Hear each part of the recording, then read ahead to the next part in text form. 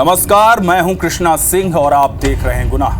वो जो आप बार बार कहते हैं ना, अब घर से निकलने में डर लगता है। पता नहीं कब किस मोड़ पर मौत खड़ी हो, जाने कब कहां कौन ताक में बैठा हो। उन सब वारदातों की पूरी तफसील लेकर आता हूं मैं दिखाता हूं दिन भर हुए गुनाहों की एक एक तस्वीर, ताकि आप और आपके अपने रह सके महफूज। क्योंकि नजर हटी तो वारदात घटी।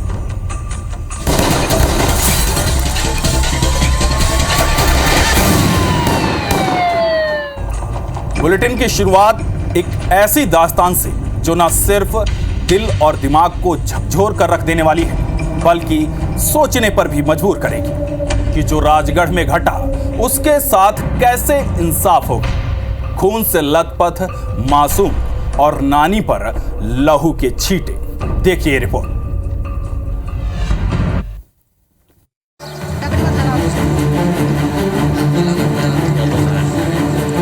बच्ची लड़की है।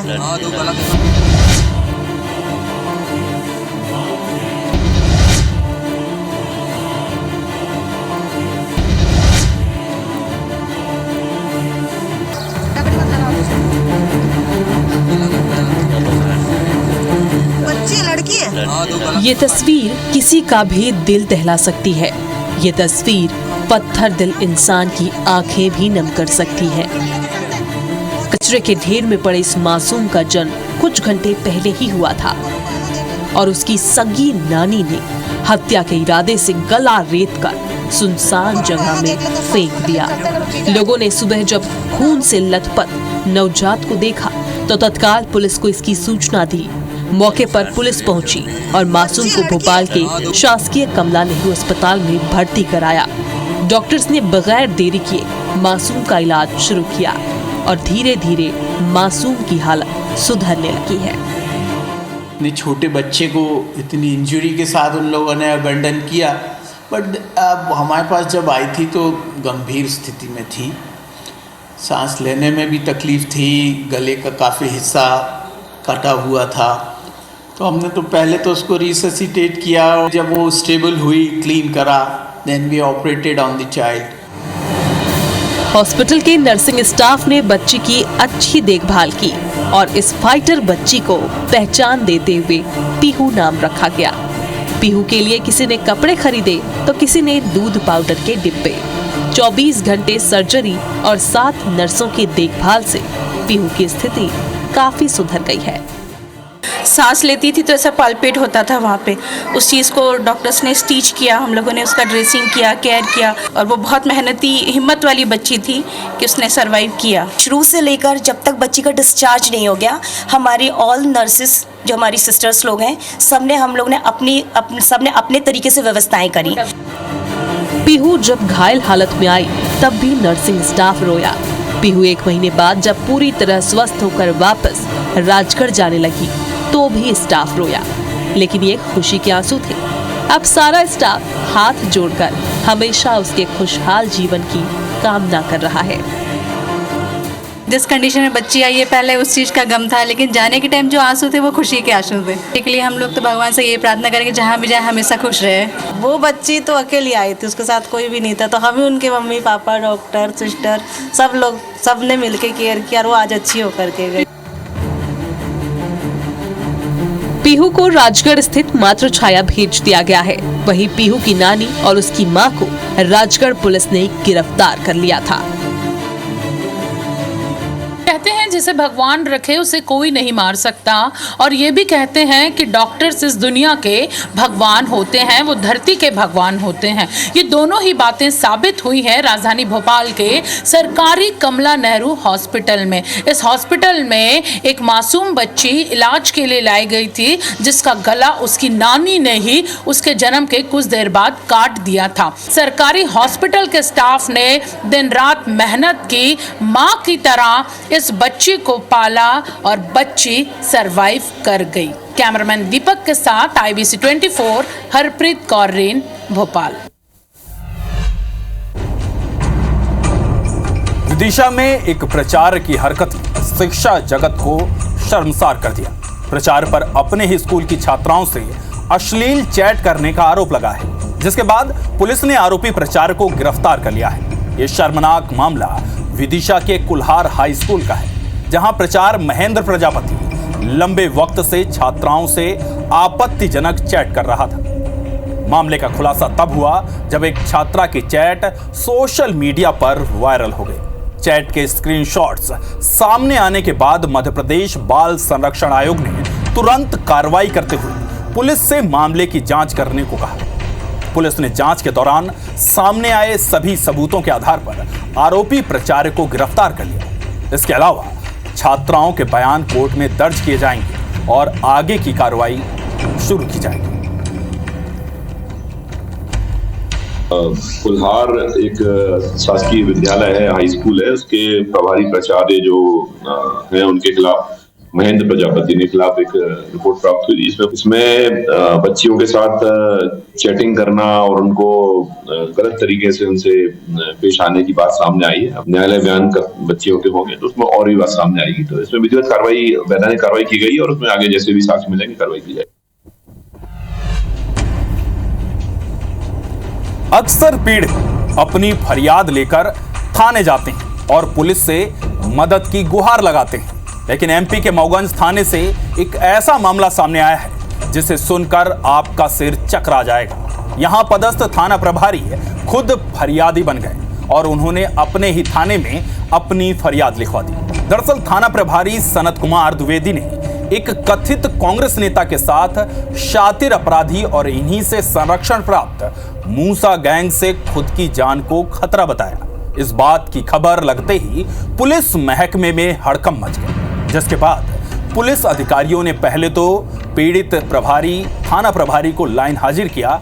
इसके बाद मामले की जांच के निर्देश दिए। मामले में रीवा संभाग के प्रभारी आईजी साकेत प्रकाश पांडे ने बताया कि जांच कराई जा रही है। एएसपी मामले की जांच कर रहे हैं। दोषियों पर सख्त कार्रवाई की जाएगी।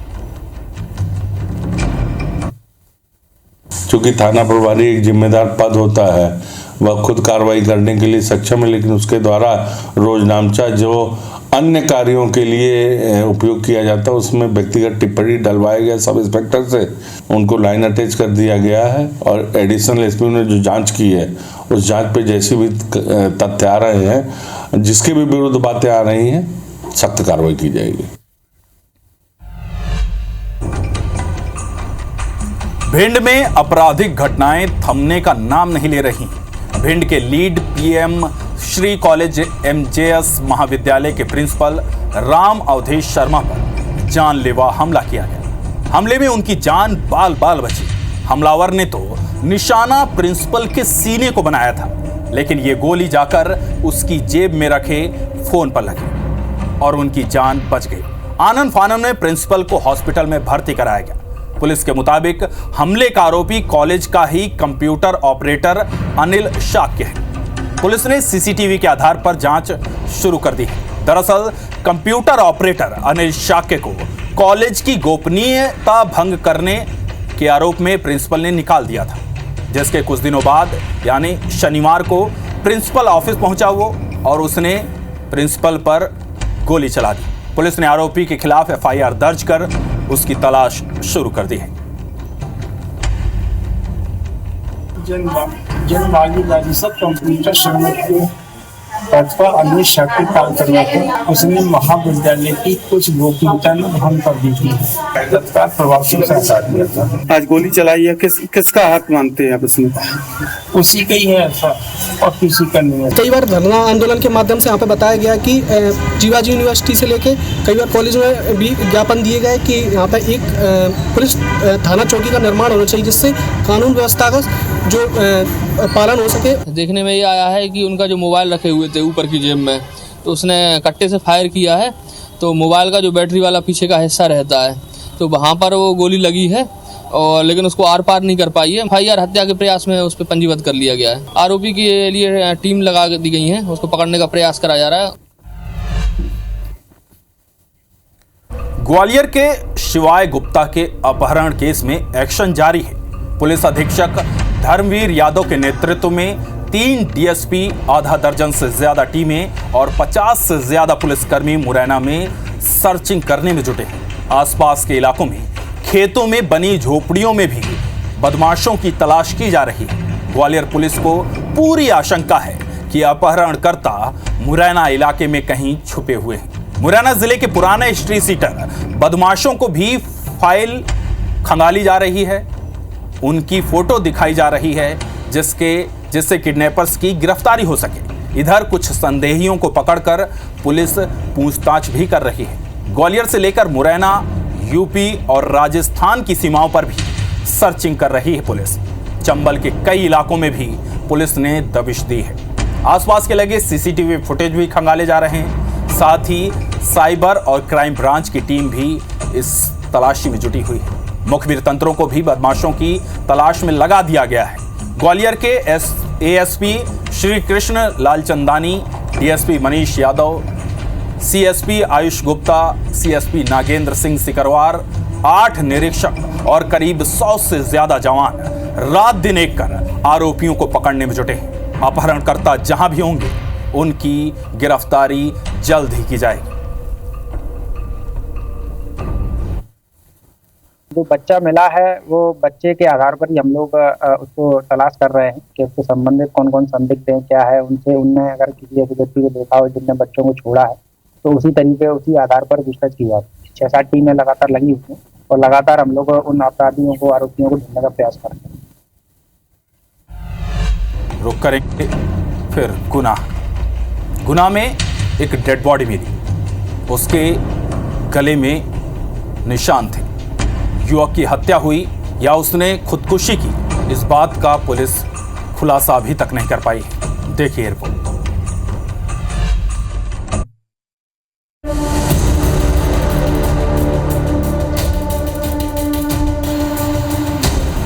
गुना के सिटी कोतवाली थाना क्षेत्र में एक नाबालिग की लाश मिलने से इलाके में दहशत फैल गई। सूचना मिलने पर पुलिस मौके पर पहुंची और जांच शुरू की तो युवक की पहचान अभ्युदय जैन के रूप में हुई, जो चौधरन कॉलोनी का रहने वाला था। पिता अनुपम जैन एक प्राइवेट बैंक में कर्मचारी है। युवक के गले में निशान मिलने से परिजन हत्या की आशंका जता रहे हैं, तो वहीं पुलिस ने शव को पोस्टमार्टम के लिए भेजकर जांच शुरू कर दी है। 4 बजे से 8 बजे के बीच की घटना बताई जा रही है और बाथरूम में गले में इन्होंने चुनरी से बंधी हुई और मृत अवस्था में मिला। दृष्टया तो बाथरूम में और बॉडी मिलना और माँ द्वार देखना, गले में चेन भी लगी हुई, इस आधार पे अभी संदेहात्मक स्थिति होने से मर्ग कायम करके जांच में लिया गया। फिलहाल पीएम जांच में आएगा, वैसे कार्रवाई की। पुलिस को यह भी जांच करनी होगी कि क्या छात्र किसी मानसिक तनाव में था या फिर उसे किसी ने मौत के घाट उतार दिया। हत्या की वजह तो पोस्टमार्टम रिपोर्ट और फॉरेंसिक जांच के बाद ही साफ हो पाएगी। लेकिन इधर परिजनों का रो रो कर बुरा हाल है। ये हत्या है या आत्महत्या, ये बड़ा सवाल है। नीरज योगी, IBC 24 गुना।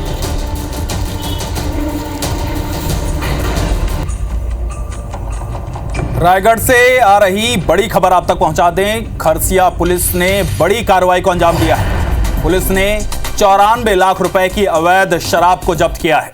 पुलिस ने शराब के साथ 2 तस्करों को भी गिरफ्तार किया है। दोनों तस्कर मुरादाबाद यूपी के बताए जा रहे हैं। तो रायगढ़ में खरसिया पुलिस की बड़ी कार्रवाई, 94 लाख रुपए की अवैध शराब जब्त की गई है। साथ ही 2 तस्कर भी गिरफ्तार किए गए हैं।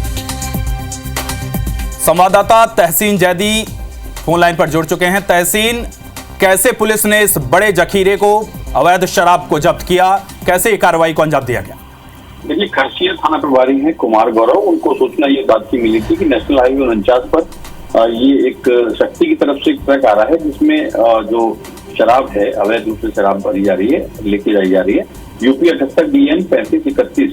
इसको जब पुलिस ने चेकिंग लगाई और उसके बाद जब स्टाफ ने हाथ दिया रोकने के लिए, तो वो उसने अपने गाड़ी का डायरेक्शन बदल के गाड़ी को दूसरी तरफ मोड़ दिया और पुलिस ने उसको शक हुआ तो उसको पीछा किया। उसके बाद कंटेनर चालक ने जो बिल्लू पेट्रोल पंप में वहाँ पे जो दहेजरी गांव है, तो आगे वाहन को सड़क किनारे उतारकर दुर्घटनाग्रस्त कर दिया।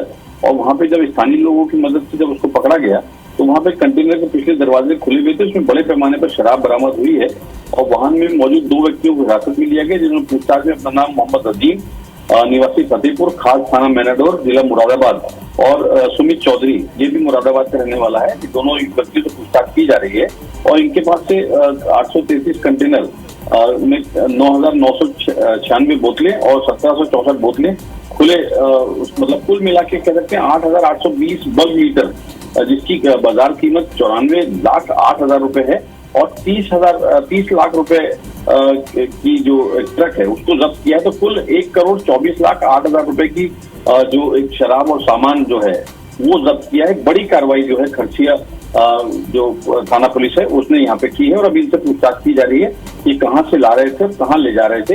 अभी इनसे पूछताछ की जा रही है और आने वाले दिनों में कुछ बड़े खुलासे इनसे हो सकते हैं। जी तहसीन, बहुत शुक्रिया आपका महत्वपूर्ण जानकारी देने के लिए।